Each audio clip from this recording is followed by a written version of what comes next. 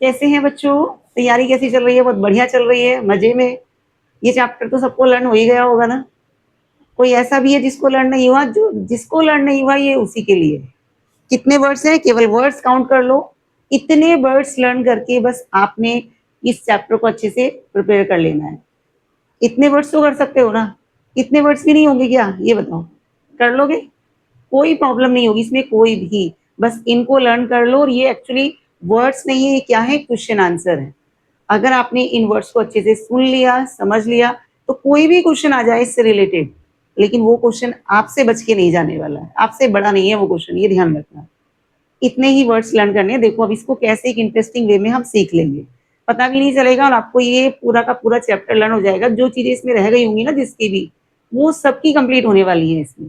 ठीक है, last lesson है रिटन बाय अल्फोंसो डोडेट। इतना नाम तो सबको अच्छे से लर्न है सबने।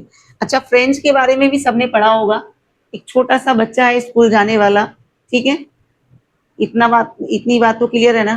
French is a school boy, okay. And participles, participles क्या है? ग्रामर का एक पार्ट होता है, उसमें 3 फॉर्म्स आती है, प्रेजेंट, पास्ट और परफेक्ट पार्टिसिपल। तो उसके टीचर ने क्या किया, स्कूल में उसको वर्क दिया, बेटा कल ये होमवर्क है और कल मैं इसको सुनूंगा, ठीक है। नेक्स्ट डे क्या होता है, सुबह उठ के मॉर्निंग में याद आता है, ओहो कल जो टीचर ने वर्क दिया था वो तो मैंने किया ही नहीं, अब क्या करूं। लेकिन उसके बाद कंपल्सन है स्कूल जाना, अगर नहीं जाएगा तो पेरेंट्स क्या करेंगे, जबरदस्ती भेजेंगे। वो एक एक्सक्यूज काम नहीं आता है ना पेरेंट्स के सामने।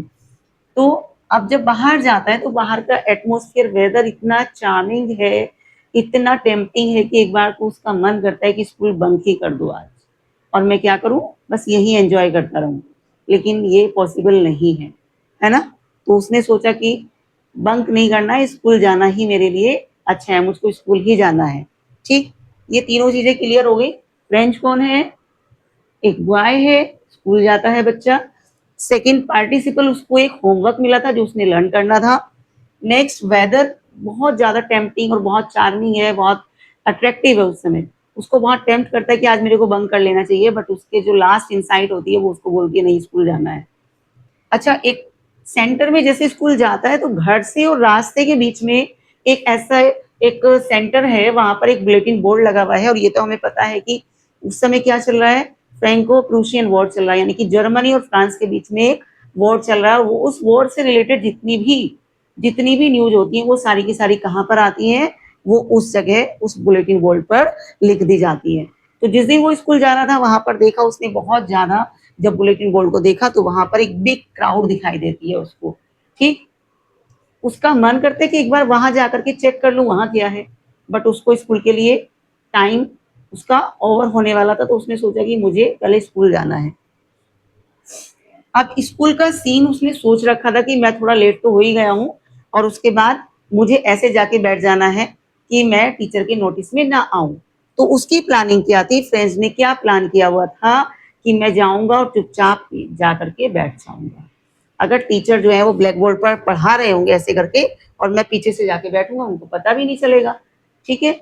और जब वो मुझे देखेंगे तो उनको तो लगेगा ये तो पहले से ही आके बैठा हुआ है। ये फ्रेंच ने प्लानिंग कर रखी थी। एंटर मुझे ऐसे लेना है, मुझे अपनी एंट्री ऐसे दिखानी है, ऐसे मैं वहां पर एंटर करूंगा।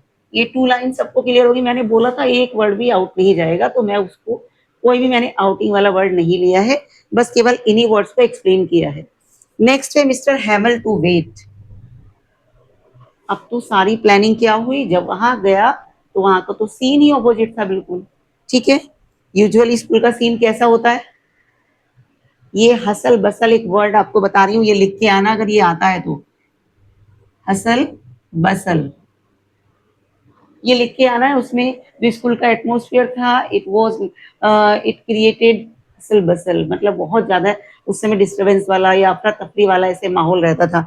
And sound of closing and opening desk, desk के बंद करने और खोलने की साउंड आती थी, आवाज आती थी। And the sound of turning pages of the students, scribbling, इस टाइप की वहां पे साउंड्स उसको यूजुअली सुनाई देती थी। तो ये एटमोस्फेयर होता था स्कूल का यूजुअली, ओके। बट उस दिन तो पिन ड्रॉप साइलेंस थी स्कूल में। एक बार को तो उसको ऐसा लगा होगा कि शायद संडे तो नहीं है ना। उसके बाद क्या हुआ, प्लानिंग फेल हो गई। ऐसा क्या हो गया कि प्लानिंग फेल हो गई? अच्छी खासी प्लानिंग करके गए थे, है ना? तो मिस्टर हैमल टू वेट, जैसे ही दरवाजे पर एंटर हुए, हैमल साहब जी ने पकड़ लिया और क्या बोला, तुम्हारा ही वेट कर रहे थे बच्चे, आ जाओ। अब एम हैमल के ऐसा कहने से फ्रेंड्स तो क्या हो गया, एकदम से नर्वस हो गया। उसने सोचा जाके फटाफट बस बैठ जाओ, मतलब उसको ऐसे ऐसे फील होता है कि बस कहीं जाकर के छिप जाऊं जल्दी से। गया और जाकर के अपनी सीट पर बैठ गया।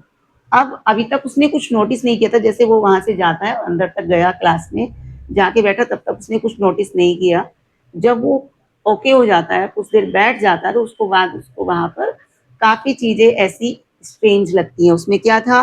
First of all mister Hummels dress, mister हैमल ने जो ड्रेस पहनी हुई थी वो बहुत कैसी थी? वो कैजुअल नहीं थी, वो फॉर्मल ड्रेस थी। फॉर्मल ड्रेस जो कभी वो एनुअल फंक्शन के या पीटीएम इस टाइप के डेज के अकॉर्डिंग वो पहनते थे। कैसा था वो? ग्रीन कलर का कोट, फ्रिल शर्ट और एक सिल्क की कैप वो पहनते थे। तो वो वाली ड्रेस उस दिन उन्होंने पहनी हुई थी। अब फ्रेंच को लगता है कि शायद कोई क्या है, कुछ फंक्शन है। उसके बाद मोस्ट सरप्राइजिंग थिंग जो है वहां पर, वो क्या थी? वो क्या हुई कि पीछे की जो बैक बेंचेस हमेशा खाली होती थी, वो आज खाली नहीं थी। तो खाली नहीं थी तो क्या था उसमें? कुछ तो होगा ना। तो वहां पर कौन बैठे हुए थे? ओल्ड विलेजर्स बैठे हुए थे। उस गांव के जितने भी ओल्ड पीपल थे वो वहां पर आकर के बैठे हुए थे। अब एम हैमल की स्पीच स्टार्ट होती है। वो ये कहते हैं, today is the last lesson. आज जो आपका लेसन है वो आपकी आज मतलब लाइफ का ही लास्ट लेसन समझो, हमारी फ्रेंच लैंग्वेज का लास्ट लेसन है। क्योंकि क्या हुआ है, बर्लिन जो जर्मनी की कैपिटल है, वहां से क्योंकि एक वॉर चल रहा है, तो सारे जितने भी ऑर्डर पास होते थे वो बर्लिन से होते थे। तो बर्लिन से एक ऑर्डर आया है कि कल से फ्रांस के 2 सिटीज में, 2 प्लेसेस पर ये अब फ्रेंच लैंग्वेज बिल्कुल बंद हो जाएगी, जर्मन पढ़ाई जाएगी। कौन कौन से हैं वो 2 प्लेसेस? Alsace and Lorraine. ये नोट कर लेना जो मैं ऐसे वर्ड्स आप लोगों को बता रही हूँ बीच बीच में। अल्सेस और लॉरेन में क्या पढ़ाई जाएगी? जर्मन पढ़ाई जाएगी। अब फ्रेंच का माइंड जो है बहुत तेजी से वर्क करता है। अच्छा, तो ये जो बुलेटिन बोर्ड पर न्यूज थी ना, वो ये थी, सडन लव फॉर फ्रेंच। अब अचानक से फ्रेंच का जो फ्रेंच लैंग्वेज के लिए लव था, वो अचानक से एकदम से क्या होता है? अवेयर हो जाता है, क्रिएट हो जाता है, मतलब उसको इमेंस वाली फीलिंग एकदम आने लगती है कि ग्रामर और हिस्ट्री उसके लिए हमेशा से बोरिंग थे, लेकिन उसको आज वो बहुत अच्छे लगते हैं। जो भी जो भी फ्रेंच लैंग्वेज में पढ़ाया जा रहा है उसको सब बहुत पसंद आता है। फ्रेंच लैंग्वेज उसको बहुत अच्छी लगती है। ठीक, इवन इसके अलावा और क्या अच्छा लगता है? मिस एम हैमल, जिनको वो क्रैंकी बोलता था, सन की बोलता था, आज वो भी उसको लवेबल लगते हैं। जब वो ये कहते हैं कि मैंने 40 ईयर्स यहाँ पर सर्विस दी है और आज मेरा लास्ट डे है, आज फ्रेंच लैंग्वेज का लास्ट डे है और साथ साथ मेरा भी लास्ट डे है, अब कल से आपको कोई जर्मन टीचर पढ़ाने आएगा। वास्तव में देखिए, मतलब एक इंसान जिसने वहां पर 40 साल दे दिए और उसको अचानक से पता चलता है कल से तुम नहीं पढ़ाओगे, किसी और ने पढ़ाना है, कल से तुमने ये काम करना ही नहीं है। और वो एक बहुत ट्रू पैट्रियट है। M Hamel glorified French. उसके बाद वो फ्रेंच को ग्लोरीफाई करते हैं कि हमें अपनी लैंग्वेज से, अपनी मदर टंग से हमेशा लव करना चाहिए। और वो साथ में उन लोगों को स्कोल्ड भी करते हैं जो क्या करते हैं, जो अपने देश की लैंग्वेज को ही नहीं सीखना चाहते हैं। ठीक, वो क्या कहते हैं? It is the most beautiful language of the world. दुनिया में जितनी भी लैंग्वेज हैं, हमारी लैंग्वेज उसमें सबसे ज्यादा ब्यूटीफुल है। Okay, all listen lesson. उस दिन एम हैमल जो भी चैप्टर पढ़ाते हैं, जो भी लेसन पढ़ाते हैं, सब लोग उसको बहुत अटेंटिवली सुनते हैं। ठीक है, फिर वो उनको कोई वर्क देते हैं,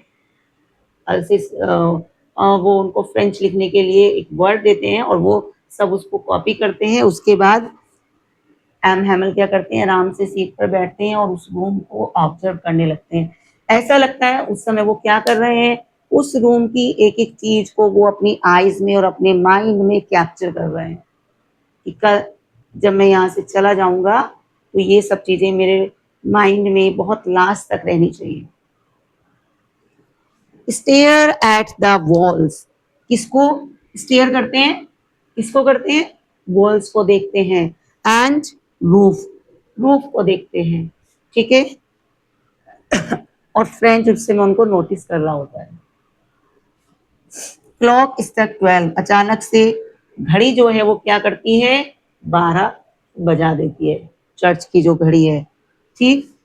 वो अपनी सीट से उठते हैं और बोर्ड के पास जाते हैं और वहां पर लिखते हैं we were love friends, means long live France, ठीक। फ्रांस हमेशा, फ्रेंच लैंग्वेज हमेशा अमर रहे।